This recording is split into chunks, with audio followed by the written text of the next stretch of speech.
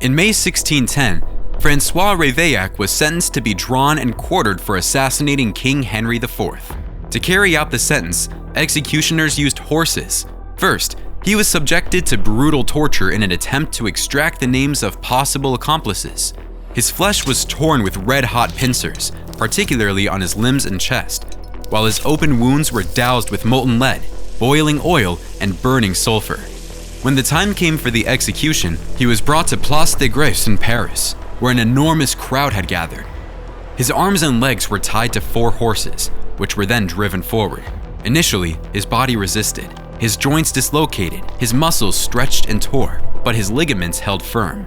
Seeing that the horses alone could not complete the execution, the executioners took knives and severed the major tendons at his shoulders and thighs to weaken the resistance of his body. Only then did the horses succeed in tearing him apart, ripping his limbs from his torso. It is difficult to even imagine the suffering Francois Ravaillac endured. However, we can attempt to estimate his pain using a pain scale.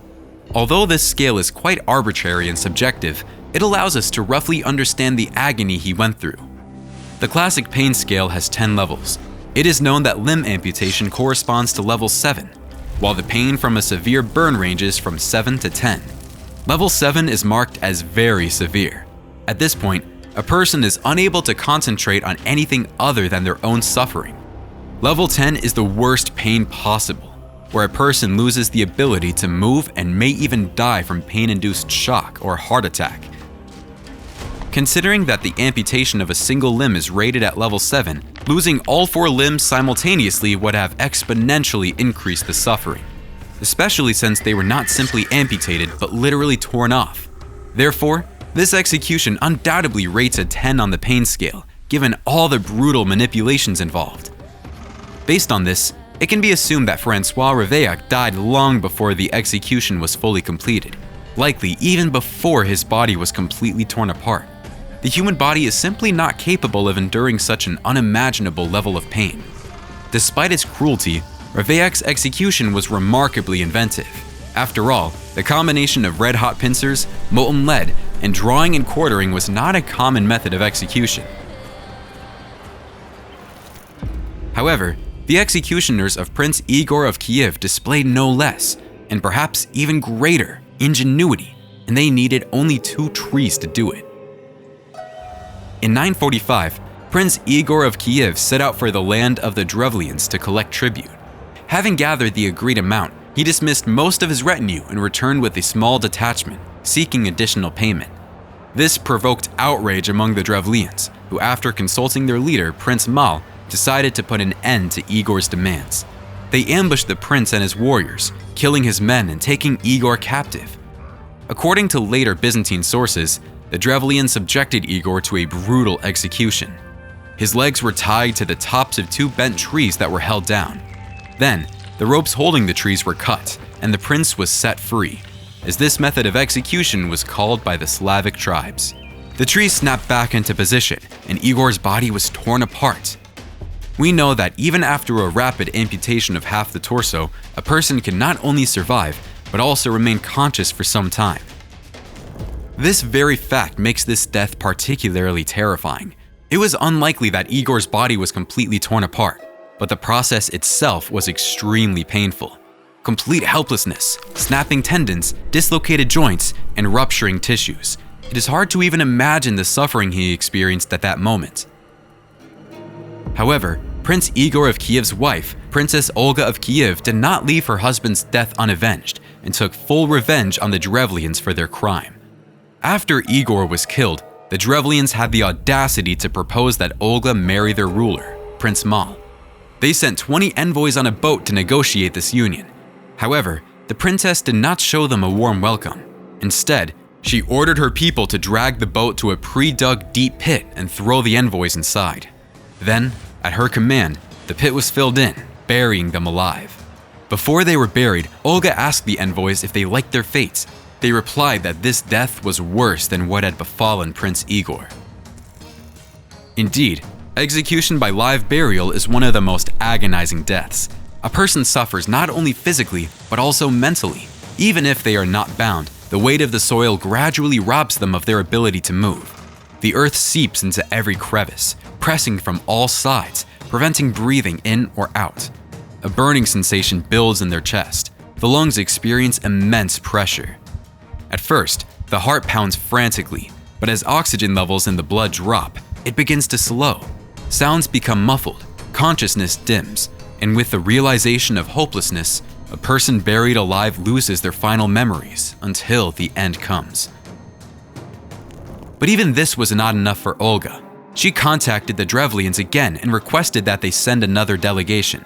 Without hesitation, they dispatched a new group of envoys. This time, they had a much warmer reception. They were even offered a chance to rest in a bathhouse after their long journey. However, the hospitality was deceptive. As soon as the envoys entered, the doors were locked and the building was set on fire. Everyone inside perished in agony, suffocating on carbon monoxide and burning alive. It is hard to determine whose fate was worse, those who suffocated under the weight of the earth, or those whose skin peeled away, whose eyes burned from the heat. However, one thing is certain: Prince Igor of Kiev was fully avenged. The execution of Igor can be rated at an 8 to 9 level of pain. The body being torn apart by trees resulted in the immediate rupture of joints, tendons, and internal organs, yet the victim could remain conscious for several seconds, experiencing unbearable pain. Live burial can be classified at a 7 to 8 pain level, as death did not come from injuries but from prolonged suffocation and the pressure of the earth, accompanied by extreme panic and suffocating fear. However, the most painful method was likely burning in a bathhouse. Since the victims perished in flames, suffering agonizing third-degree burns, asphyxiation, and heat shock, the pain level undoubtedly reached 9 to 10 on the pain scale. Each of these execution methods was not only a physical, but also a psychological horror, turning death into a prolonged and unbearable process. Despite its brutal nature, the execution of the Drevlian envoys was technically quite simple. A far more sophisticated punishment was inflicted upon the Hungarian rebel, George Duja. The executioner's goal was to instill maximum terror among his supporters, ensuring they would not even consider rebellion. Therefore, his execution was designed to be as public and horrific as possible. First, the rebel leader was seated on a specially constructed iron throne, which had been preheated to a temperature that resembled a frying pan more than a throne. A red-hot crown was placed on Doja's head, and a glowing scepter was forced into his hand. However, the torment of Georg Duja alone was not enough for the executioners. They brought in 9 of his supporters for an audience, led by his younger brother, Gergely. Doja pleaded for his brother to be spared, but the executioners ignored his pleas and cut Gergely into 3 pieces before his brother's eyes. Next, heated iron tongs were pulled from the fire and used to inflict unbearable pain on the condemned man, leaving severe wounds. The remaining 8 rebels were then forced to commit a gruesome act by biting into his injuries. 4 of them refused and were immediately executed as a warning to the others. In the end, Georg Duja died from agony, while those who obeyed were released. The searing iron throne, the burning hot crown, and the flesh-ripping tongs created suffering surpassing most known methods of torture. On the pain scale, this execution could be rated at 9 to 10, as the victim endured continuous burning of tissues, muscle rupture, and mutilation, with death occurring only after complete exhaustion of the body. The next execution was particularly cruel because it was not carried out by human hands, but by the fangs of hundreds of starving and vicious snakes. History has seen many brutal methods of execution, but some stand out for their extreme cruelty and torment. One such method was the snake pit execution, a technique used in various parts of the world but best known from the legend of Ragnar Lothbrok, the legendary Viking ruler who, according to sagas, met his end in this manner. The victim was thrown into a deep pit filled with venomous snakes, usually vipers or cobras. Disturbed by the falling body, the snakes would lash out aggressively, sinking their fangs into the victim. The bites caused excruciating pain, swelling, and paralysis, and if enough venom was injected, death could take hours to occur. Unlike swift executions like beheading, death by snake pit was slow and agonizing. The The victim endured unbearable pain, fever, suffocation, and convulsions, while the awareness of impending death only deepened the suffering. One of the most famous alleged victims of this execution method was Ragnar Lothbrok, the legendary Scandinavian warrior and ancestor of Denmark's ruling dynasty. According to Icelandic sagas, Ragnar waged wars across Europe, conquering lands in France, Britain, and Scandinavia. However, his ambitions led to a conflict with the Anglo-Saxon king of Northumbria, Aella II. According to legend, Ragnar was captured after an unsuccessful raid on England and handed over to Aella. Instead of simply executing the Viking, the king chose a particularly brutal death meant to serve as a warning to all northern warriors. Although the story of Ragnar Lothbrok's snake pit execution lacks 100% historical verification, this method of execution was indeed used in various countries. Similar practices existed among ancient Indians, Chinese, and even some African tribes. In Europe, snakes were sometimes used in torture as well. Prisoners were placed in chests with snakes or forced to endure controlled bites. The snake pit execution was not just a method of killing, but a true psychological and physical nightmare. The prolonged agony, the fear of snakes, and the sense of hopelessness made this one of history's most terrifying forms of public execution. The multiple bites, severe intoxication, lung swelling, and asphyxiation caused unbearable suffering, while the psychological horror only intensified the agony. And so, this execution can be rated at an 8 to 9 level of pain. But not all of history's worst cases of suffering were caused by human actions. Sometimes, nature itself became the executioner. The best example of this is the bubonic plague, also known as the Black Death. The bubonic plague brought one of history's deadliest pandemics in the 14th century, claiming the lives of 50 million people, a terrifying number in itself. However, the true horror of the disease lay not just in its fatality, but in the individual suffering it inflicted on each victim. The initial symptoms could be mistaken for a common cold: fever, chills, weakness, dizziness, and headaches. But soon, the lymph nodes began to swell and became extremely painful. At this stage, the bacteria rapidly multiplied, spreading through the bloodstream to infect the entire body. The disease quickly attacked vital organs, leading to further complications such as pulmonary and septicemic plague. As the swollen lymph nodes grew, they restricted movements, making even the slightest motion unbearably painful. The digestive system ceased to function properly, and internal bleeding led to profuse bloody diarrhea and vomiting. At this stage, even sleep brought no relief. Insomnia, hallucinations, and doubts of delirium only increased panic and despair. By the time most of these symptoms appeared, the patient's body had already turned into something resembling the surface of the moon. Swollen buboes burst open on the skin, leaving behind massive bleeding ulcers. Circulatory disorders lead to a lack of blood in the extremities, especially in the fingers, causing necrosis. In this state, a person unable to get out of bed and lying in a pool of their own bodily fluids, blood, and pus is literally rotting alive. This picture becomes even more horrifying when you consider the scale of the pandemic and how screams of pain and the cries of the sick and their families could be heard from the windows of neighboring houses. It is unlikely that those gravely ill with the plague could respond to anything other than their own pain and suffering. Delirium, caused by an inflamed and sleep-deprived brain, never released them from this personal hell for even a second. Death from bubonic plague can be rated at an 8 to 9 level of pain on the pain scale. The gradual decomposition of the body, necrosis, bursting buboes, and internal bleeding caused unbearable suffering, and the combination of physical and psychological torment made the agony even longer and more brutal. Despite the excruciating pain and the fact that the plague was considered incurable at the time, it still pales in comparison to a death that more closely resembles biblical depictions of divine punishment, a death caused by radiation sickness. The horrors of such fate are best known thanks to the Chernobyl disaster and the case of a Japanese nuclear plant worker, Hisashi Ouchi. His case is particularly notable, as he received the highest recorded dose of radiation in the history of nuclear energy, and his illness was observed under constant and thorough supervision of medical professionals and scientists. The incident occurred during uranium processing in a nuclear reactor.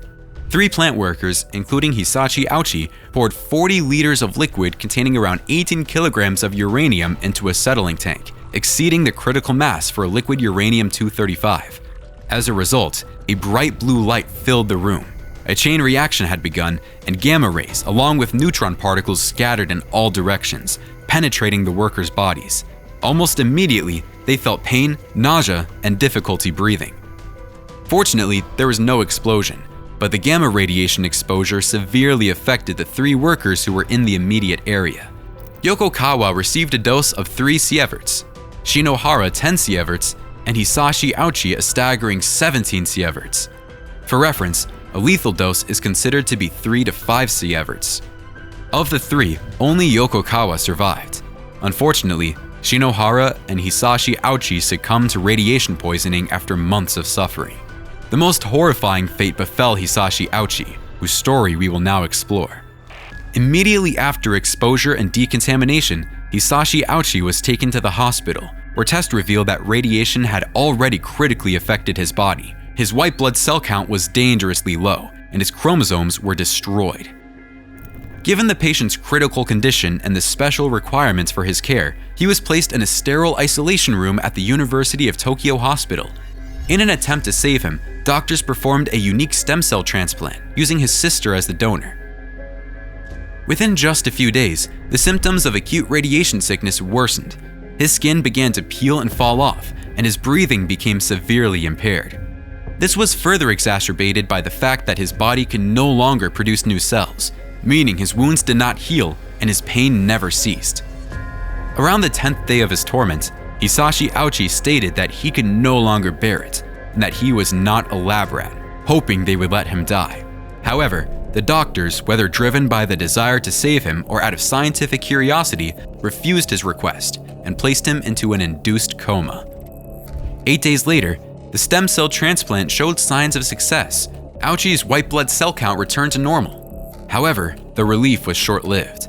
On the 25th day, the transplanted cells were affected by radiation and began to die off. 2 days later, his gastrointestinal organs necrotized, causing his intestines to literally rot and bleed. Because radiation had completely destroyed his body's cellular structure, all his tissues lost their integrity. The most horrifying symptom was constant, uncontrollable bleeding from every part of his body. His blood vessels could no longer contain his blood, which seeped out even through his eyes. To reduce fluid loss, doctors had to wrap him in gauze. Additionally, his skin began to peel off in layers. The situation became so severe that doctors had to perform daily skin grafts. But even the new skin would not adhere due to the constant bleeding, and his muscles literally detached from his bones. Around day 59, fate seemed to offer Hisashi Ouchi a gift. His heart stopped. However, the doctors refused to accept this outcome and successfully resuscitated him. Over the next 49 minutes, his heart stopped twice more, and each time they brought him back. The triple cardiac arrest left lasting damage. Lack of oxygen and blood circulation caused severe complications in his kidneys and heart, requiring him to be fully connected to life support. On day 83, Hisashi Ouchi's suffering finally ended, and he passed away. It is difficult to judge the morality of the actions of Ouchi's doctors who tried to save him for so long.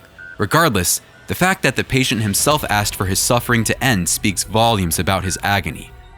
Death from acute radiation syndrome is rated at a 10 on the pain scale. The destruction of cells at a molecular level, slow necrosis of organs, unrelenting hemorrhaging, and the complete inability for wounds to heal made his agony one of the most excruciating and prolonged forms of suffering ever recorded in medical history. Did the doctors do the right thing by keeping Hisashi Ouchi alive? Were their intentions truly to save a life at any cost, or were they purely motivated by scientific curiosity? Share your opinion in the comments.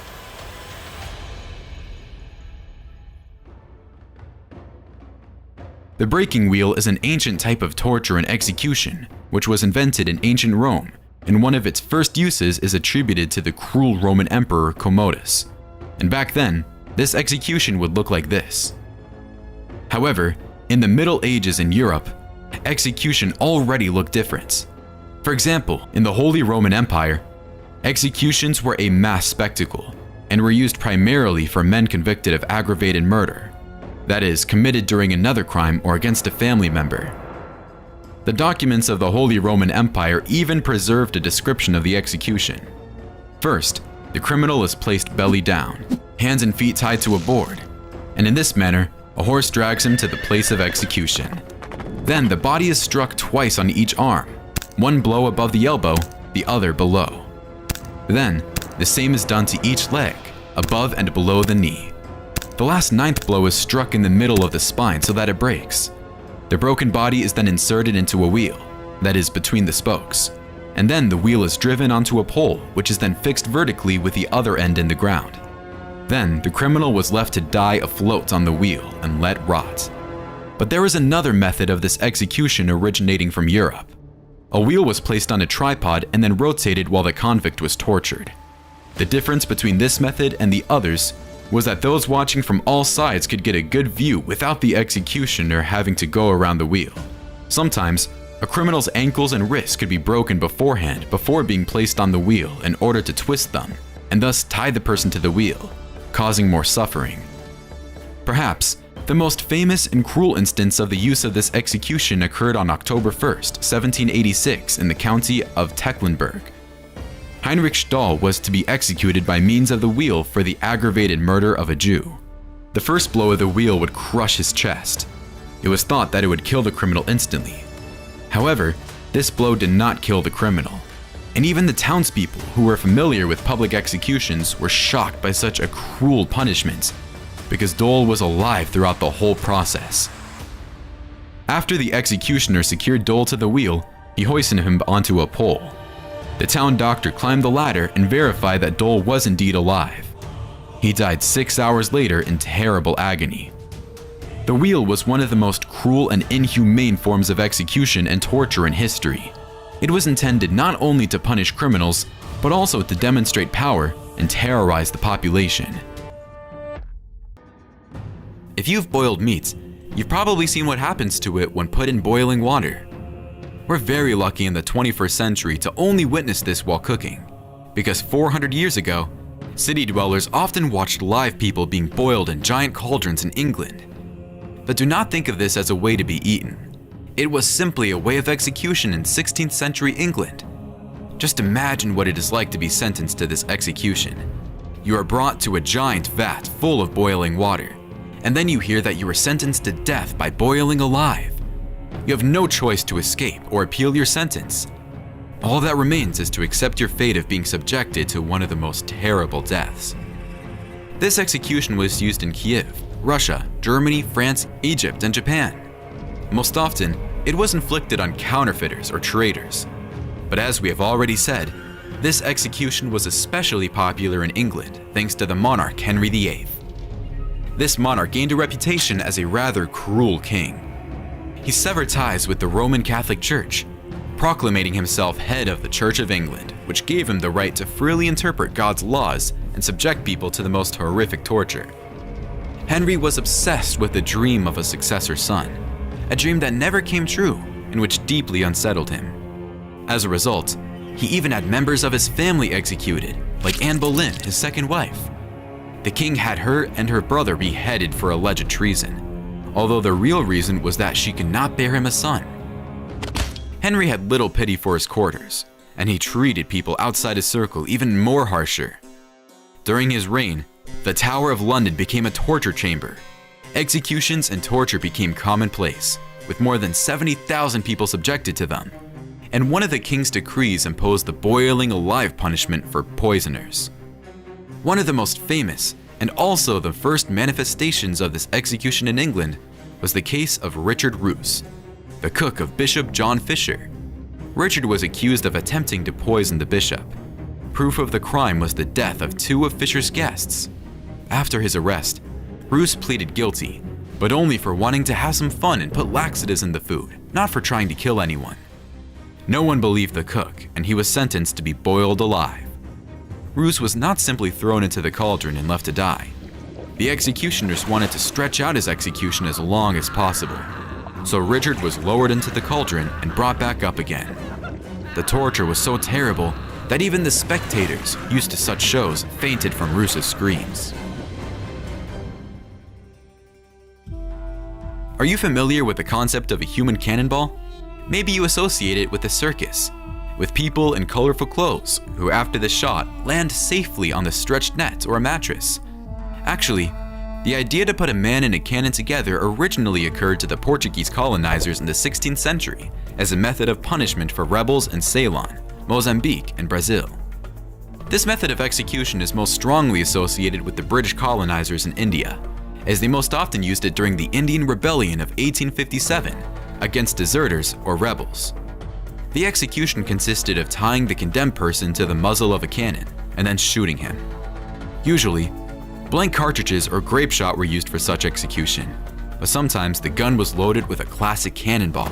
Though this execution was not less cruel than being pricked up or boiled alive, it often gave the condemned a quick death without any unnecessary agony. One might say that it served rather as an example to those around them, for such executions were always attended by an audience consisting of both military and civilian men. This execution had the same effect on the audience as the ones already mentioned. When the shot was fired, the insides of the condemned were literally thrown several hundred meters away, leaving only their hands in place, which were sometimes even blown off the cannon together with the rope.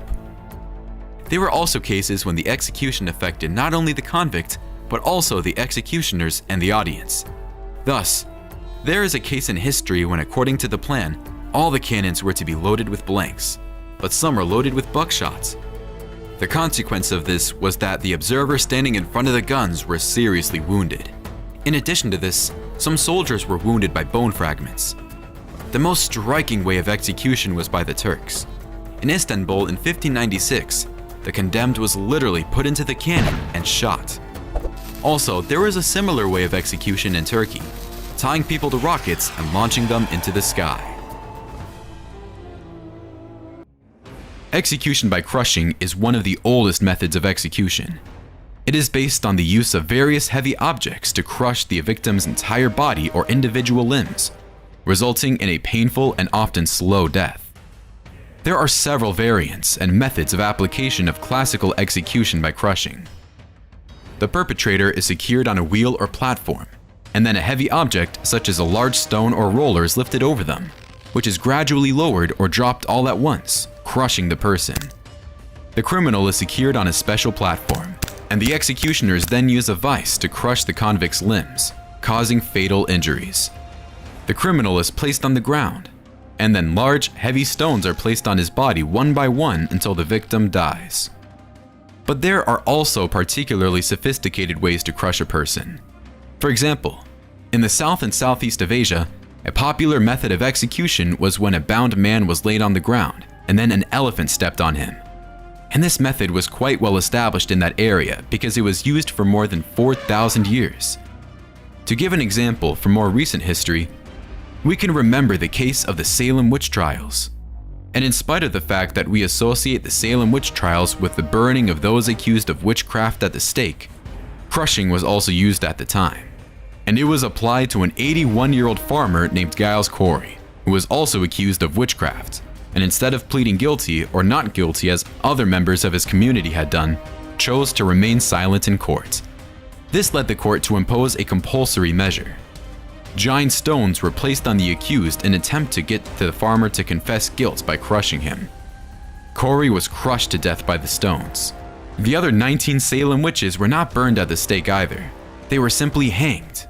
After all, this was the method of execution used in Britain and its colonies for those convicted of witchcraft. But do not think that burning is a myth. This following execution existed, and in Europe, it was applied to witches and not limited to them. Execution by burning has been widespread in various cultures and eras, and its use has been associated with punishment for serious crimes, political reprisals, religious intolerance, or even simple accusations of witchcraft or hearsay. In execution by burning, a person was bound and placed on a pyre, which was then set on fire, subjecting the victim to the flames. The process of burning could be slow and extremely painful. Often, the executioners kept an eye on the flames, preventing them from getting too hot, deliberately prolonging the victim's agony.